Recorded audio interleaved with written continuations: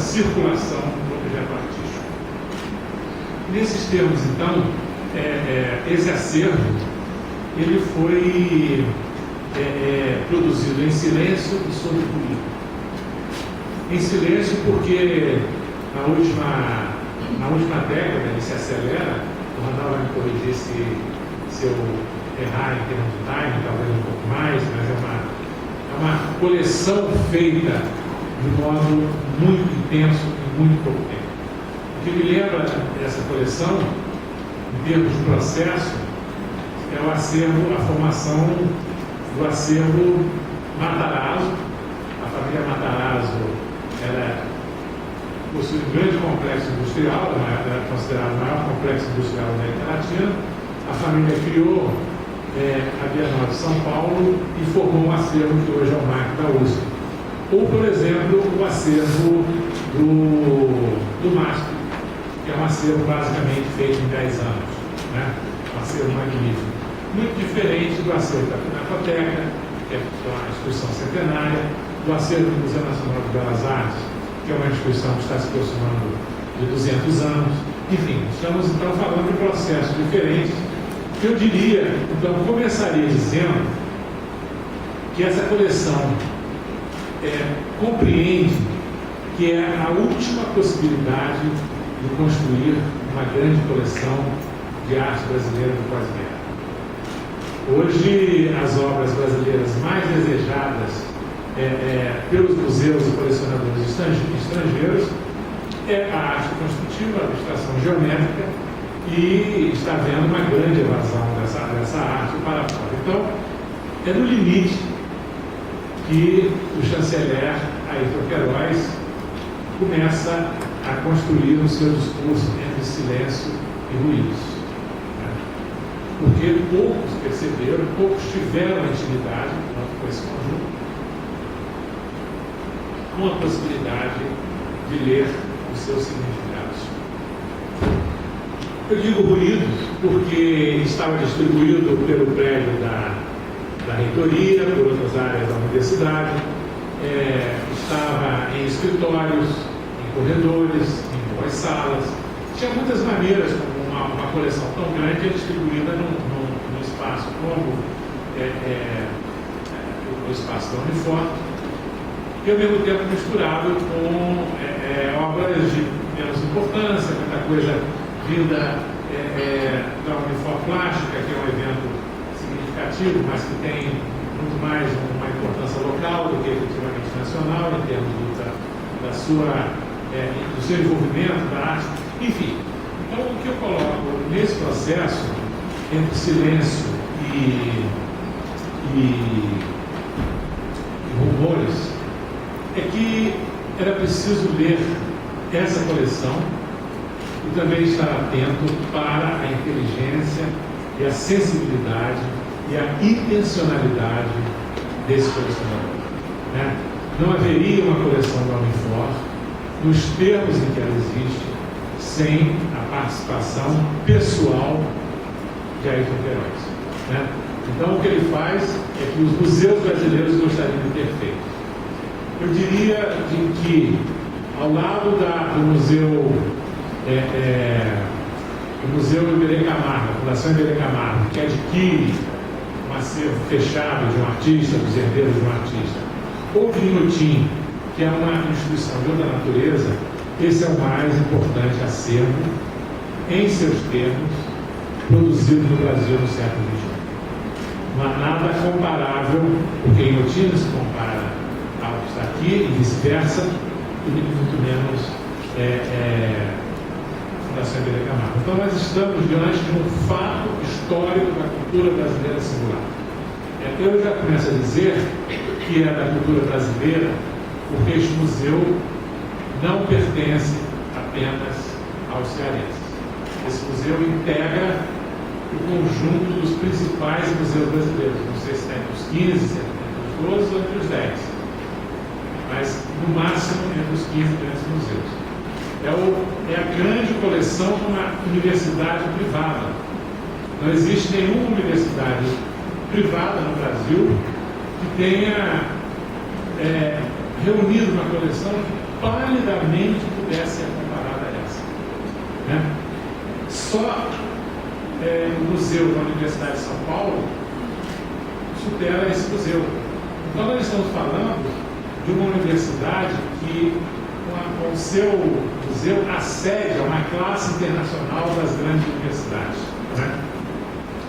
Nesses termos, nós já estamos começando a trabalhar com algumas questões que nós poderíamos pensar em termos materiais, em termos históricos, etc. Por exemplo, o que é a circulação de arte no Brasil? Né? Nós falamos de um eixo. Eu diria hoje que não existe um eixo. Existe um centro hegemônico que exerce essa hegemonia com bastante firmeza. Dificilmente a grande revista mensal do Brasil mencionará a fundação, mensal não, semanal, mencionará a existência desse museu, como não mencionou a criação do mar, mas dificilmente deixaria de mencionar se esses dois grandes momentos da museografia brasileira estivessem em São Paulo. Né? Não passaria batido. Né? Então nós estamos falando de um processo de circulação da arte, da informação, das hegemonias, e que esse museu quer. A circulação da arte brasileira, a circulação social fora do processo de apropriação privada, né, passa pelo Ceará de maneira com grande autoridade. Isso também nos permitiria dizer que num processo em que as coleções privadas tendem a ser uma dimensão da acumulação do capital, né? É uma forma de acumular capital, porque, como dizia Mário Pedrosa, a arte é uma mercadoria como um presunto qualquer. Né? Ou seja, o maior crítico brasileiro também percebe o modo como o mercado frequentemente reduz a arte apenas a cifras. Isso não é como todos os marchantes, mas a gente sabe que é uma constante. Né? Então nós estamos falando de uma circulação ilustrada da arte, da produção simbólica do país e, simultaneamente, o processo pelo qual o capital acumulado por um conjunto de empresas se transforma num capital simbólico à disposição da coletividade. Né? Então, essa é uma operação política bastante importante que distingue mais uma vez o que ocorre hoje em Fortaleza. Um outro aspecto que eu gostaria de colocar é que essa coleção se fez de uma maneira extremamente historiográfica e crítica. Quando nós percebemos o conjunto das obras aqui expostas, o catálogo Resolier vai ser feito para o ano que vem, né, para o final será organizado pelo Marcos Ferringiero, que é um dos formadores dessa coleção, o principal formador. Né? Mas então estamos diante de um processo de coleção feito de uma maneira acadêmica, no mais alto sentido que essa palavra deve ter. Né?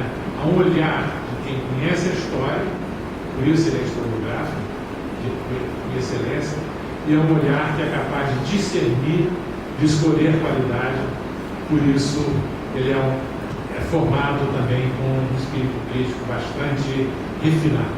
Né? Para ficarmos com a grande dizer que não existe história sem crítica e nem crítica sem história. E essa coleção prova isso. E no processo, então, de abordagem desse tesouro, né, que estava aqui, o silêncio, o ruído, né, as duas formas dificultadas, as duas formas sonoras de representar a dificuldade de ler esse conjunto. Então, vivemos, né, como um privilégio as possibilidades de espiar os significados e as possibilidades de leitura. Toda a exposição, e essa não foge à regra, é sempre uma projeção provisória de sentidos. significados. Nada se agrega, vou dizer, a água que vai virar. Bom, então no processo de formação de uma coleção, a gente sempre sabe que numa exposição são criadas relações que são sempre provisórias, poderão ser mais duradouras se aquilo fizer sentido coletivamente, mas no momento que as obras são redistribuídas, redirecionadas, o discurso só permanece através do catálogo. Então, a exposição foi pensada, primeiro, a partir, então, do fenômeno, como essas obras se apresentam, o que é uma relação fenomenológica. Marcelo Catano, que está orelha, é um filósofo que está aqui presente, mas é como a coisa se apresenta para mim, para o meu olhar, como ela me incita a pensar, que interpretações ela recolhe, como ela fala aos meus sentidos, enfim, como ela pode me tornar um produtor de conhecimento, enfim, é um processo que exige também de cada olhar uma disponibilidade e uma disposição para esse diálogo com o objeto. Ou seja, cada olhar se assumir como um produtor de significados. Nesse sentido, uma exposição contemporânea cada vez mais deshierarquiza os processos de interpretação, de controle do sentido das obras. Mas, no mistério que cabia aqui de comemorar os 40 anos, a ideia era, por um lado, demonstrar uma trajetória de uma instituição acadêmica e da mesma maneira como essa instituição acadêmica foi capaz de ler a história, a trajetória da arte brasileira. Então, estamos falando de uma trajetória de 40 anos, cobrindo um período de talvez 120, 150 anos da arte brasileira. E nisso, então, é que eu falo de uma instituição acadêmica, exemplar, extraordinária. E eu não digo mais que é só de uma importância para o Brasil, porque se iniciei dizendo que a arte brasileira hoje atrai a atenção dos grandes museus e colecionadores do mundo inteiro, portanto, esse é um lugar de interesse mundial, na sua proporção, mas sem dúvida necessária. A obra, por exemplo, do Segal, que representa a identidade gráfica e a identidade da exposição, é uma pintura dos anos 10, do período expressionista, com traços cubistas, e evidentemente é uma obra que qualquer museu do mundo, metropolitano, qualquer museu do mundo gostaria de ter o maior dos expressionistas brasileiros e uma obra extraordinária do seu período rico em termos de expressionismo internacional. Tanto que a cidade de Dresden, onde Segal viveu, desejou esse quadro que ele deu na escuta. Ou seja, houve uma determinação da Unifor de abrigar uma peça de classe mundial como outras. Da mesma maneira que a coleção do Volpe é singular entre os museus brasileiros. Quando eu falo museus brasileiros, que a coleção privada para mim tem apenas um valor temporário e ponto. De novo, só a USP, o Volpe paulista, tem uma coleção que é mais ampla do que essa. Então, isso cria uma responsabilidade para o Unifor, de criar processos de absorção pela universidade, pelos professores, pelos alunos, pelos seus funcionários, pelos seus visitantes, de absorção disso que é o tesouro da arte, da história da arte. Aqui se pode conhecer a arte melhor do que na maioria dos museus. Então, no processo de exposição, pensei que era necessário criar uma cartografia, a palavra um pouco desgastada, mas seria uma leitura dessa viagem. Eu acho que todo colecionador apaixonado é um cosmógrafo do sensível, do simbólico. Ele inventa relações, ele não explica por que quer uma obra, mas ele quer compulsivamente, ele faz todo o sacrifício, ele viaja atrás da obra, ele perde noite, insônia, ele dá mais do que vale, mas ele quer, porque precisa da obra, ele embarca nessa aventura. Então, o colecionismo é algo que pode ser explicado em termos de compulsão, por quem quer rebaixar, né, essa tarefa tão extraordinária de buscar uma construção simbólica, que quiser rebaixar como ansiedade, compulsão, etc. Mas o próprio Freud dizia que colecionar é uma relação muito intensa da oposição entre arte e vida. Colecionar é apostar na vida. Né? Colecionar é afirmar a vida sobre a morte. E isso, tanto quanto a permanência dos objetos, quanto na própria experiência do indivíduo. Ele dizia, ele próprio, um colecionador bastante dedicado a seus temas, né? Ele próprio dizia que parar de colecionar é viver a morte. Né? Ou seja, porque algo fenece na energia de uma pessoa, né? Quase que no processo, muitas vezes, de libido mesmo, a relação de obra. Nesses termos, então, como trabalhar essa experiência tão rica, tão intensa, que se deu aqui no Ceará, e a família Queiroz, vocês sabem, é uma família de gerações de colecionadores, gerações pretéritas, mais novas, né? Então nós estamos falando de um estado que talvez seja o terceiro estado no Brasil com mais intensidade de coleções. Eu penso que apenas Rio e São Paulo têm mais colecionadores do que Fortaleza.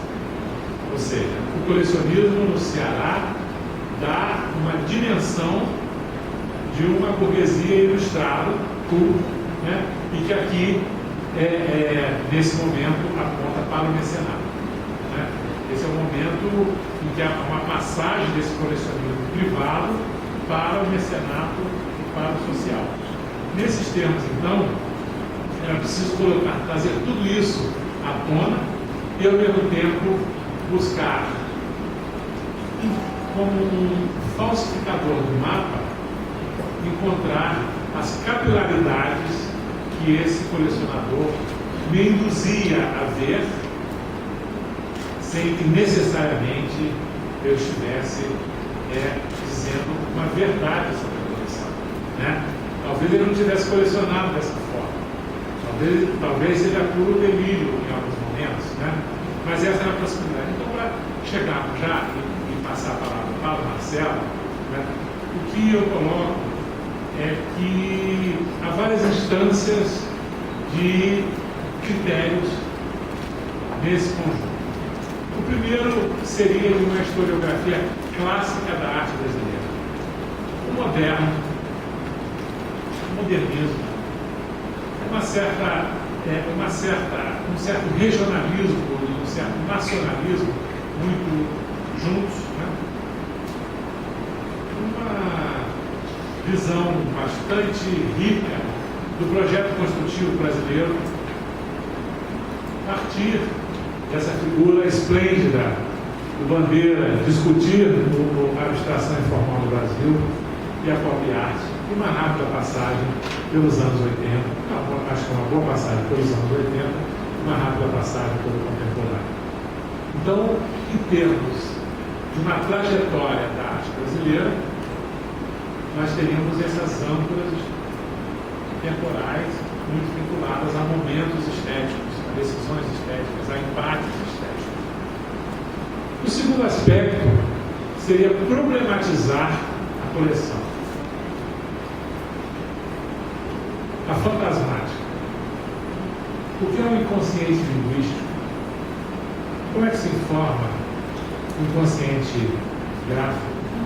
O que é o inconsciente político? Como os fantasmas, o conjunto dos fantasmas se constitui na fantasmática, os nossos medos, o nosso inconsciente, como isso emerge na discussão de um discurso extremamente denso em termos psíquicos. Estou falando nem psiquiátricos, nem psicanalíticos. Né? Não estou falando nem de exercícios de psiquiatria, né, médicos, nem estou buscando fazer uma análise dos indivíduos. O que é esse conjunto de fantasmas que nós todos aqui, de certa maneira, podemos, em algum momento, compartilharmos a partir de nossa humanidade. O desejo, o medo da morte, da velhice, a infância, a própria criança é uma extensão, há ali uma contaminação entre esses momentos, né? Há rostos que não têm feições, né? Enfim, mas há rostos também muito intensos. O que é isso que transforma a obra de arte como aquela superfície na qual emerge e se inscreve os fantasmas, a região, aquilo que emerge do nosso coração? Como isso chega a essa superfície da consciência, que é uma obra de arte? E que mesmo um artista não explica e nem quer explicar na maioria das vezes. Né? Tão denso é esse processo. Então, nesse sentido, a coleção ela apresenta a possibilidade de problematização de discussões muito ricas, indicando até que cada um de nós pode fazer a sua própria trajetória. Alguém pode escolher cor. Alguém pode escolher materiais. Existe uma rica presença da madeira, né? Uma natureza que é apropriada em signo da arte. Como é que ela se dá numa obra a natureza viva? Né? Como é que ela se dá em conversão de matéria da arte na obra do Kreisberg, do Sérgio Camargo, do Wesley Dupuy, do Zé Bento, do Efraim, aqui está. Né? Enfim, poderíamos pensar se todas as crianças estão ali, o que é uma geometria líquida, quando se fala tanto de uma modernidade líquida, a partir do Bauman, né? Existiria necessariamente na pintura, na aquarela, no desenho, uma dimensão líquida do fazer, né? Algo que flui. Isso a arte tem uma dimensão da mecânica dos fluidos, e a mecânica dos fluidos é a dimensão feminina, oposta à mecânica dos sólidos, que é a dimensão masculina. Existiria aí uma possibilidade de colocar uma discussão de gênero, mesmo como naquilo que Ernesto Neto diz, que a obra dele é feminina, feita por mãos masculinas. Né? Enfim, então é uma dimensão extremamente intensa que nós podemos ver aqui. E aquilo que nós podemos reduzir a ideia de temas, não sendo problemas no sentido de produção de pensamento, de desafio, né, de teses, né? Ou alguns temas que, de certa maneira, têm até uma função, eu não diria didática, mas uma função de atrair uma criança que vem aqui, pode não se interessar tanto por A, B ou C, mas de repente pode se identificar naquelas outras crianças e a partir daí começar o seu diálogo. Enfim, então a exposição, ela pensa que a arte deve estar disponível para todos. A questão da acessibilidade à arte não é apenas uma questão física, financeira, material, mas também uma dimensão intelectual. Né? Entendemos que a partir em torno de 3 anos de idade, o ser, a criança, o indivíduo, o sujeito, como queremos chamar, né, esse produtor de significados, já pode começar a se envolver e a se formar nesse processo. Então, eu queria colocar que a coleção pensa as possibilidades